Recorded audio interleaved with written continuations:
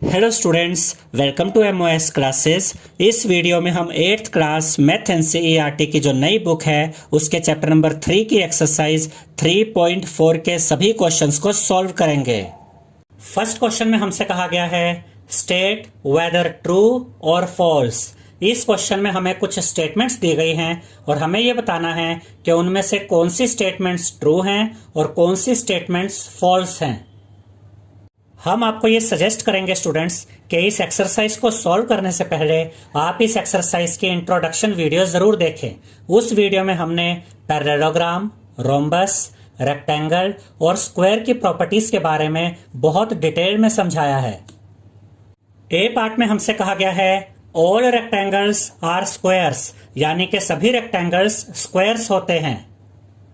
तो ये statement false है स्टूडेंट्स, क्योंकि रेक्टेंगल की अपोजिट साइड्स तो इक्वल होती हैं, लेकिन रेक्टेंगल की चारों साइड्स इक्वल नहीं होती, जबकि स्क्वायर की चारों साइड्स इक्वल होती हैं। इसलिए ये स्टेटमेंट गलत है, तो यहां पर हम लिखेंगे फॉल्स। बी पार्ट में हमसे कहा गया है ऑल रोम्बसेस आर पैरेललोग्राम्स, यानी कि सभी रोम्बस पैरेललोग्राम भी होते हैं।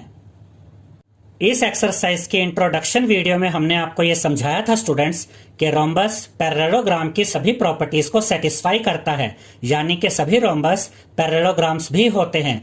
तो ये स्टेटमेंट बिल्कुल सही है, तो यहां पर हम लिखेंगे ट्रू। सी पार्ट में हमसे कहा गया है all squares are rhombuses and also rectangles, यानी कि सभी स्क्वायर्स रोम्बस भी होते हैं और रेक्टेंगल भी होते हैं। इसके बारे में भी हमने आपको इंट्रोडक्शन वीडियो में समझाया था स्टूडेंट्स कि स्क्वायर रोम्बस की भी सभी प्रॉपर्टीज को सेटिस्फाई करता है और रेक्टेंगल की भी सभी प्रॉपर्टीज को सेटिस्फाई करता है। तो सभी स्क्वायर्स रोम्बस भी होते हैं और रेक्टेंगल भी होते हैं। ये स्टेटमेंट बिल्कुल सही है, तो यहां पर हम लिखेंगे ट्रू। याद रखिएगा स्टूडेंट्स कि अगर आपको पैरेललोग्राम, रोम्बस, रेक्टेंगल और स्क्वायर की सभी प्रॉपर्टीज अच्छे से याद है तो इस क्वेश्चन को सॉल्व करना आपके लिए बहुत इजी हो जाएगा। डी पार्ट में हमसे कहा गया है all squares are not parallelograms, यानी कि सभी स्क्वायर्स पैरेललोग्राम नहीं होते। ये स्टेटमेंट गलत है स्टूडेंट्स, क्योंकि स्क्वायर पैरेललोग्राम की सभी प्रॉपर्टीज को सेटिस्फाई करता है, यानी कि सभी स्क्वायर्स पैरेललोग्राम भी होते हैं। तो ये स्टेटमेंट गलत है, तो यहां पर हम लिखेंगे फॉल्स। ई पार्ट में हमसे कहा गया है ऑल काइट्स आर रोम्बसेस, यानी कि सभी काइट्स रोम्बस भी होती है। ये स्टेटमेंट गलत है स्टूडेंट्स। एक्सरसाइज 3.3 की इंट्रोडक्शन वीडियो में हमने आपको काइट की प्रॉपर्टीज के बारे में बताया था स्टूडेंट्स। यहां पर आप देख सकते हैं कि ये काइट का रफ डायग्राम है। काइट में ये दोनों साइड्स आपस में इक्वल होती हैं और ये दोनों साइड्स आपस में इक्वल होती हैं, लेकिन काइट में चारों साइड्स इक्वल नहीं होती हैं। जबकि रोम्बस में आप देख सकते हैं कि रोम्बस में चारों साइड्स इक्वल होती हैं। इसलिए ये जो स्टेटमेंट हमें दी गई है कि सभी काइट्स रोम्बस होती हैं, ये गलत स्टेटमेंट है। तो यहां पर हम लिखेंगे फॉल्स। एफ पार्ट में हमसे कहा गया है ऑल रोम्बसेस आर काइट्स, यानी कि सभी रोम्बस काइट भी होते हैं। ये स्टेटमेंट बिल्कुल सही है स्टूडेंट्स। अभी हमने आपको यह बताया था स्टूडेंट्स कि काइट में ये दोनों साइड्स आपस में इक्वल होती हैं और ये दोनों साइड्स आपस में इक्वल होती हैं, और रोम्बस में चारों साइड्स आपस में इक्वल होती हैं। तो जैसे काइट में ये दोनों साइड्स आपस में इक्वल होती हैं, वैसे ही रोम्बस में भी ये दोनों साइड्स आपस में इक्वल होती हैं, और जैसे काइट में ये दोनों साइड्स आपस में इक्वल होती हैं, वैसे ही रोम्बस में भी ये दोनों साइड्स आपस में इक्वल होती है। तो रोम्बस काइट की प्रॉपर्टीज को सेटिस्फाई करता है, इसलिए सभी रोम्बस काइट भी होते हैं। तो ये जो स्टेटमेंट है ऑल रोम्बसेस आर काइट्स, ये बिल्कुल सही स्टेटमेंट है, तो यहां पर हम लिखेंगे ट्रू। जी पार्ट में हमसे कहा गया है ऑल पैरेललोग्राम्स आर ट्रेपीजियम्स, यानी कि सभी पैरेललोग्राम ट्रेपीजियम भी होते हैं। ये स्टेटमेंट बिल्कुल सही है स्टूडेंट्स। याद रखिएगा स्टूडेंट्स कि ट्रेपीजियम में दो साइड्स आपस में पैरेलल होती हैं, जैसे कि इस डायग्राम में आप देख सकते हैं कि इस ट्रेपीजियम में ये साइड और ये साइड ये दोनों साइड्स आपस में पैरेलल हैं और ये दोनों साइड्स आपस में पैरेलल नहीं हैं। और ये भी याद रखिएगा स्टूडेंट्स कि पैरेललोग्राम में ये दोनों साइड्स भी आपस में पैरेलल होती हैं और ये दोनों साइड्स भी आपस में पैरेलल होती हैं। अब जैसे ट्रेपीजियम में ये दोनों साइड्स आपस में पैरेलल हैं, उसी तरह से पैरेललोग्राम में भी ये दोनों साइड्स आपस में पैरेलल हैं। यानी कि पैरेललोग्राम ट्रेपीजियम की प्रॉपर्टी को सेटिस्फाई करता है। तो अब हम ये कह सकते हैं कि सभी पैरेललोग्राम्स ट्रेपीजियम भी होते हैं। तो ये जो स्टेटमेंट है ऑल पैरेललोग्राम्स आर ट्रेपीजियम्स, ये स्टेटमेंट बिल्कुल सही है। तो यहां पर हम लिखेंगे ट्रू। एच पार्ट में हमसे कहा गया है ऑल स्क्वायर्स आर ट्रेपीजियम्स, यानी कि सभी स्क्वायर्स ट्रेपीजियम भी होते हैं। ये स्टेटमेंट बिल्कुल सही है स्टूडेंट्स। ट्रेपीजियम में आप देख सकते हैं स्टूडेंट्स कि ये दोनों साइड्स आपस में पैरेलल हैं, जबकि ये दोनों साइड्स आपस में पैरेलल नहीं हैं। और स्क्वायर में ये दोनों साइड्स भी आपस में पैरेलल होती हैं और ये दोनों साइड्स भी आपस में पैरेलल होती हैं। तो जैसे ट्रेपीजियम में ये दोनों साइड्स आपस में पैरेलल हैं, वैसे ही स्क्वायर में भी ये दोनों साइड्स आपस में पैरेलल हैं, यानी कि स्क्वायर ट्रेपीजियम की प्रॉपर्टी को सेटिस्फाई करता है। तो हम ये कह सकते हैं कि सभी स्क्वायर ट्रेपीजियम भी होते हैं। तो ये जो स्टेटमेंट है ऑल स्क्वायर्स आर ट्रेपीजियम्स, ये स्टेटमेंट बिल्कुल सही है। तो यहां पर हम लिखेंगे ट्रू। सेकंड क्वेश्चन में हमसे कहा गया है identify all the quadrilaterals that have, A part में हमें दिया गया है 4 साइड्स ऑफ इक्वल लेंथ, यानी कि हमें उन क्वाड्रिलेटर्स के नाम बताने हैं जिनमें चारों साइड्स इक्वल होती हैं। तो हम ये जानते हैं स्टूडेंट्स कि रोम्बस में भी चारों साइड्स इक्वल होती हैं और स्क्वायर में भी चारों साइड्स इक्वल होती हैं। तो यहां पर आंसर हम लिखेंगे rhombus and square. B part में हमें दिया गया है 4 राइट एंगल्स, यानी कि हमें उन क्वाड्रिलेटर्स के नाम बताने हैं जिनमें चारों एंगल्स राइट एंगल होते हैं, यानी कि चारों एंगल्स 90 डिग्री के होते हैं। हम जानते हैं स्टूडेंट्स कि रेक्टेंगल में भी चारों एंगल्स राइट एंगल्स होते हैं और स्क्वायर में भी चारों एंगल्स राइट एंगल्स होते हैं। तो इसके आंसर में हम लिखेंगे rectangle and square. Third question में हमसे कहा गया है explain how a square is, first part में हमें दिया गया है अ क्वाड्रिलेटरल, यानी कि हमें यह बताना है स्टूडेंट्स कि एक स्क्वायर क्वाड्रिलेटरल कैसे होता है। हम जानते हैं स्टूडेंट्स कि एक स्क्वायर में भी 4 साइड्स होती हैं और क्वाड्रिलेटरल में भी 4 साइड्स होती हैं, इसलिए स्क्वायर भी एक क्वाड्रिलेटरल ही होता है। तो इसके आंसर में हम लिखेंगे a square is 4 sided so it is a quadrilateral, यानी कि स्क्वायर की 4 साइड्स होती हैं, इसलिए स्क्वायर क्वाड्रिलेटरल भी होता है। सेकंड पार्ट में हमें यह बताना है कि एक स्क्वायर पैरेललोग्राम भी कैसे होता है। याद रखिएगा स्टूडेंट्स कि एक पैरेललोग्राम की अपोजिट साइड्स इक्वल भी होती हैं और पैरेलल भी होती है, और इसी तरह से स्क्वायर की भी अपोजिट साइड्स इक्वल भी होती हैं और पैरेलल भी होती हैं, इसीलिए स्क्वायर एक पैरेललोग्राम भी होता है। तो इसके आंसर में हम लिखेंगे a square has its opposite sides equal and parallel so it is a parallelogram, यानी कि स्क्वायर की अपोजिट साइड्स इक्वल भी होती हैं और पैरेलल भी होती हैं, इसीलिए स्क्वायर भी एक पैरेललोग्राम ही होता है। थर्ड पार्ट में हमें यह बताना है कि स्क्वायर रोम्बस कैसे होता है। याद रखिएगा स्टूडेंट्स कि रोम्बस की भी चारों साइड्स इक्वल होती हैं और स्क्वायर की भी चारों साइड्स इक्वल होती हैं, इसलिए स्क्वायर रोम्बस भी होता है।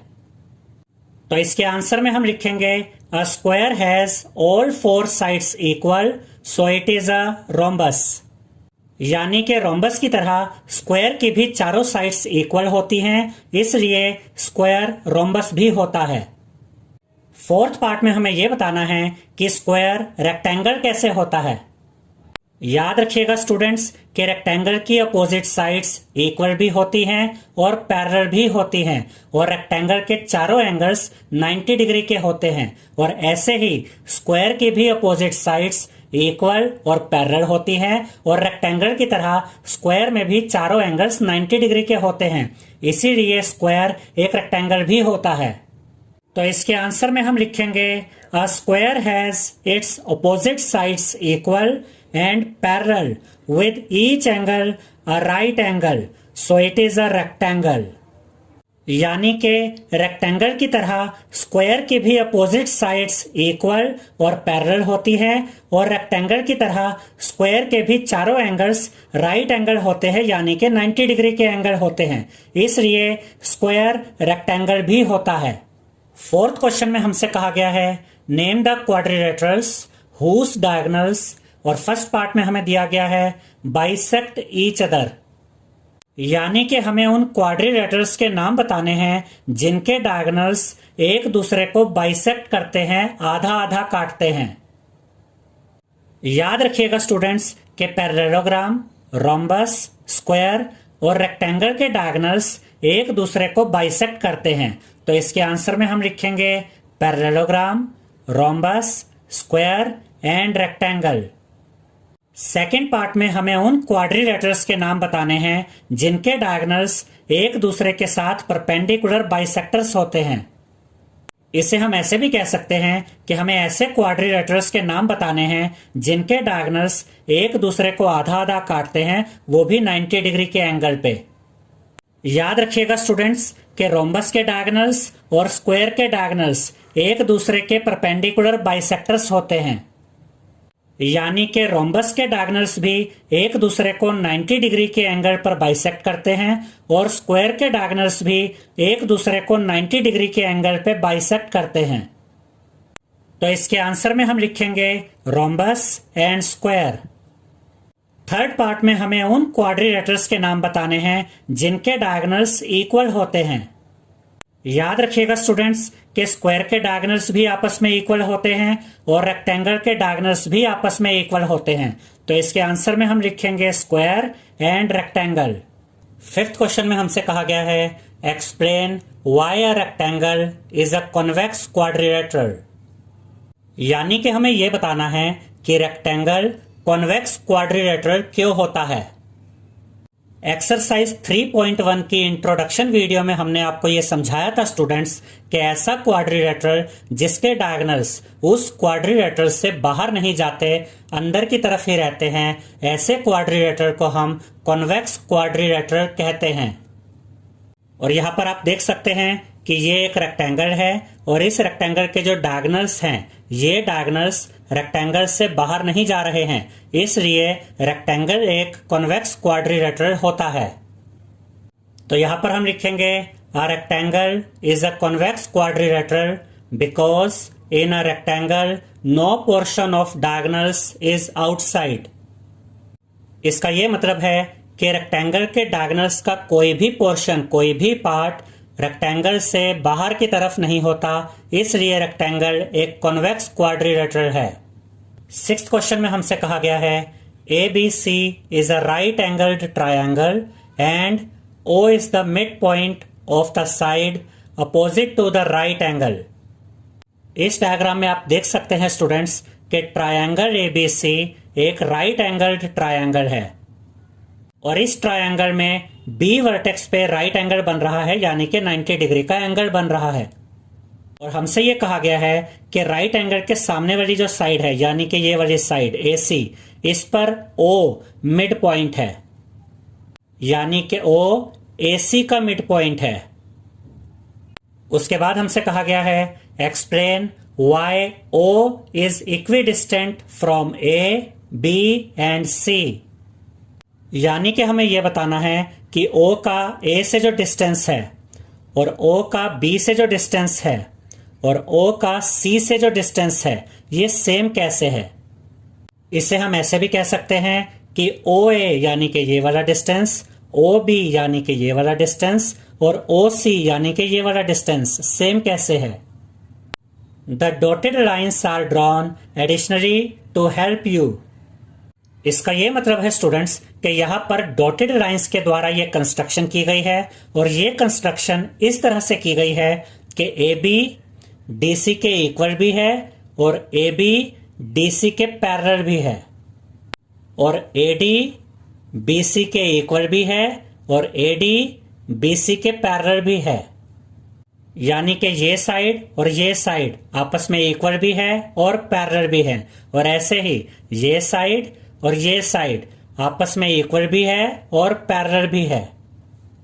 और जैसे यहाँ पर ये एंगल 90 डिग्री का है, राइट एंगल है, ऐसे ही ये तीनों एंगल्स भी 90 डिग्री के हैं, यानी कि राइट एंगल है। अब हम आसानी से बता सकते हैं स्टूडेंट्स कि ABCD एक रेक्टेंगल है, क्योंकि इसमें अपोजिट साइड्स इक्वल भी हैं और पैरेलल भी हैं और चारों एंगल्स 90 डिग्री के भी हैं। तो ABCD क्या है? एक रेक्टेंगल है। तो यहां पर हम लिखेंगे since the opposite sides are equal and parallel to each other and all four angles 90 degree, therefore ABCD is a rectangle. यानी कि अपोजिट साइड्स इक्वल भी हैं और पैरेलल भी हैं और चारों एंगल्स 90 डिग्री के हैं, इसलिए ABCD एक रेक्टेंगल है। इसके बाद हम लिखेंगे we know that in a rectangle diagonals are of equal lengths and bisect each other. इसका यह मतलब है कि हम जानते हैं कि रेक्टेंगल के जो डायगोनल्स होते हैं वो इक्वल होते हैं और एक दूसरे को बाइसेक्ट करते हैं, यानी कि एक दूसरे को आधा आधा काटते हैं। तो इस रेक्टेंगल ABCD में डायगोनल AC और डायगोनल BD इक्वल होंगे और एक दूसरे को आधा आधा भी काटेंगे, यानी कि इस डायगोनल का ये वाला पार्ट इक्वल होगा इस डायगोनल के इस पार्ट के, क्योंकि ये डायगोनल दो इक्वल पार्ट्स में बट गया है। और ऐसे ही इस डायगोनल का ये वाला पार्ट इक्वल होगा इस डायगोनल के इस पार्ट के, क्योंकि ये डायगोनल भी दो इक्वल पार्ट्स में बट गया है। तो OA इक्वल होगा OC के और OB इक्वल होगा OD के। अब ध्यान से समझिएगा स्टूडेंट्स कि AC और BD ये दोनों डायगोनल्स आपस में इक्वल हैं, क्योंकि ये दोनों डायगोनल्स रेक्टेंगल के डायगोनल्स हैं। अब जैसे ये दोनों डायगोनल्स आपस में इक्वल हैं, तो इनके जो हाफ पार्ट होंगे वो भी आपस में इक्वल होंगे। तो इस डायगोनल AC के इक्वल पार्ट्स कौन से हैं? OA and OC। और इस डायगोनल BD के इक्वल पार्ट्स कौन से हैं? OB and OD।